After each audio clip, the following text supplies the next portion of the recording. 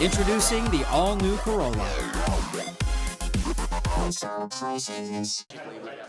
Texas Congressman Bill Flores and Virginia Congressman Robert Whitman, who is the chairman of the House Armed Services Committee, are both on Guam touring military facilities and meeting island leaders to get an update on the progress of the military buildup. We want to make sure we're here communicating the things that have happened in Washington, specifically as it relates to the National Defense Authorization Act and the recent appropriations bills that have passed.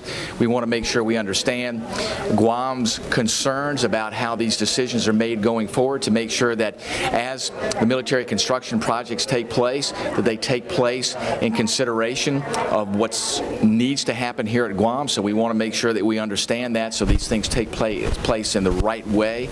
The two congressmen met with the governor this morning and then with senators. Congressman Whitman says that he will make sure that Guam's concerns with the buildup are considered, particularly with regards to cultural and environmental issues. It's been a very, very constructive conversation here, and it's good for us to come here in person to understand that, to make sure that as we make decisions in Washington and as we communicate with folks within the Pentagon, that they understand, too, what local concerns are. Sometimes it's hard to capture that if you don't actually come to Guam to make sure we understand it. Congressman Bill Flores of Texas says they had a good meeting with both the governor and senators. It was a fruitful and comprehensive discussion of the interest of Guam and the military strategic value of this region, and I think it was very positive. Congresswoman Madeline Berdallo says it was a good opportunity for the congressman to hear firsthand some of Guam's concerns with regards to the buildup. Their big concern is that we continue with this expansion of the military,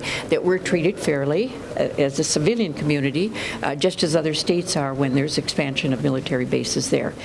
Speaker Judy Wonpat was pleased with the meeting as well, saying that the congressmen were very receptive to the input from Guam's leaders.